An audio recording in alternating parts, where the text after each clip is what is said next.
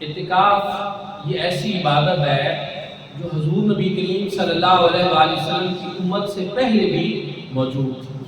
پہلی امتوں میں انبیاء کرام اعتکاف بیٹھتے تھے، اور قرآن مجید فرقان حمید میں اس کا ثبوت موجود ہے کہ جب حضرت ابراہیم علیہ السلام نے، حضرت اسماعیل علیہ السلام نے اللہ کا گھر بنایا، اللہ رب العزت نے اپنے اس گھر کا متولی جو ہے وہ ان کو مقرر فرمایا، اور باپ بیٹا دونوں کو حکم فرمایا کہ ان طاہر بیت یا للطائفین والعاکفین ورکع السجود، کہ آپ نے اللہ کے اس گھر کو صاف رکھنا ہے۔ اور کن کے لیے رکھنا ہے؟ جو رکوع کرنے والے ہیں، جو اعتکاف کرنے والے ہیں، اور جو طواف کرنے والے ہیں، ان کے لیے ہمارے اس گھر کو آپ نے پاک اور صاف کیا۔ آج تو مسجد کی صفائی کرنا پڑے تو ہم بھول رہے ہوتے ہیں کہ کوئی بندہ ہمیں ملے، ہمیں نہ کرنی پڑے۔ اللہ اپنے پیغمبروں سے یہ کام کیا۔ اور کن کے لیے؟ جو طواف کرنے والے، جو رکوع اور سجود کرنے والے، یعنی نماز پڑھنے والے اور جو اعتکاف کرنے والے۔ پھر حضور نبی کریم صلی اللہ علیہ وآلہ وسلم کی ظہری ایام طیبہ میں 9 مرتبہ رمضان المبارک کے روزے آئے۔ حضور نبی کریم صلی اللہ علیہ وآلہ وسلم نے 8 مرتبہ اعتکاف کیا۔ ایک مرتبہ جب نہیں فرمایا تھا تو اپنے آخری سال میں حضور علیہ السلام نے، اس سے اگلا جو سال آیا تھا، پھر حضور علیہ السلام نے 20 دنوں کا اعتکاف کیا، اور اس کے بارے میں 2 وجوہات بیان کی جاتی ہیں۔ ایک یہ کہ حضور علیہ السلام کو معلوم تھا کہ یہ میری زندگی کا آخری لمحہ ہے، تو کیوں نہ اس میں زیادہ سے زیادہ عبادات کی جائے، اور دوسرا اس لیے کہ جو اس سے 1 سال قبل اعتکاف نہیں فرمایا تھا تاکہ اس کے بدلے کے طور پر دی جائے۔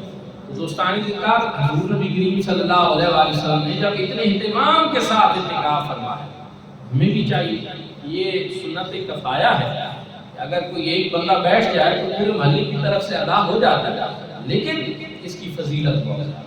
اللہ کی بارگاہ میں خالصتاً خلوت میں بیٹھنا، اور آج کل تو لوگ یہ مسائل پوچھتے ہیں کہ ہم پاس موبائل رکھ سکتے ہیں یا نہیں، فلاں کام کر سکتے ہیں یا نہیں۔ دوستانی ذکر، ایک اجازت ہونا بامر مجبوری، اس کی کیفیت اور ہے، لیکن اس کی روح کو تو آپ سمجھیں کہ آپ کس مقصد کے لیے بیٹھے۔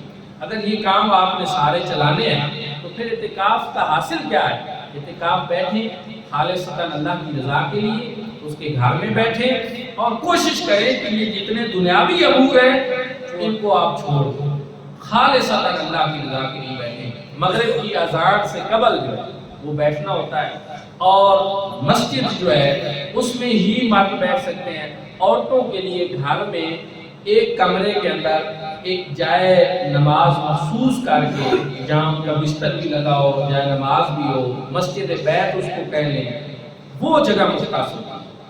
اور اگر مسجد سے بلا عذر بلا وجہ نکلا جائے، جس کی نیت نہ کی ہوئی ہو، مثلاً وضو کرنا وغیرہ، جنازے پہ جانا وغیرہ، یا اسی طرح اگر مسجد میں جامع مسجد نہیں ہے تو دوسری مسجد میں جانا، اگر نیت پہلے سے نہ کی ہوئی ہو تو اعتکاف نہیں ہوتا۔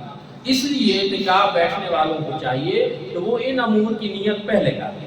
ساتھ ایک اور چیز کہ جنازے میں جانا اس کا ثواب ہے، یا بندہ نہ جائے، حضور علیہ السلام نے ارشاد فرمایا کہ جو بندہ اعتکاف بیٹھتا ہے اس کو ان تمام کاموں کا اجر ملتا ہے جو اعتکاف کے دوران نہیں کر سکتا۔ مثلاً اس کی پھر محدثین نے وضاحت کی کہ مثلاً جنازہ وغیرہ پڑھنا، باہر جو اور دنیا کے معاملات کے اندر دینی کام ہو رہے ہوتے ہیں ان میں وہ نہیں جا سکتا، لیکن لوگ وہ دینی کام کر رہے ہوتے ہیں، تو فرمایا کہ ان سب کاموں کا اجر اور ثواب اس کو اعتکاف میں بیٹھنے ملتا ہے۔ یہ بڑی خاص عبادت ہے، اور اس میں شب قدر جو ہے وہ نصیب ہوتی ہے کہ آپ اللہ کے گھر میں ہیں۔ شب قدر جو ہے وہ تاک راتوں میں سے ایک رات ہے، اور حضور نبی کریم صلی اللہ علیہ وآلہ وسلم نے فرمایا کہ شب قدر جو ہے مجھے دکھا کر بھلا دی، اور اس کی وجہ یہی تھی کہ ایک رات میں صرف عبادت نہ کریں، شب قدر کی تلاش میں ساری تاک راتوں میں عبادت۔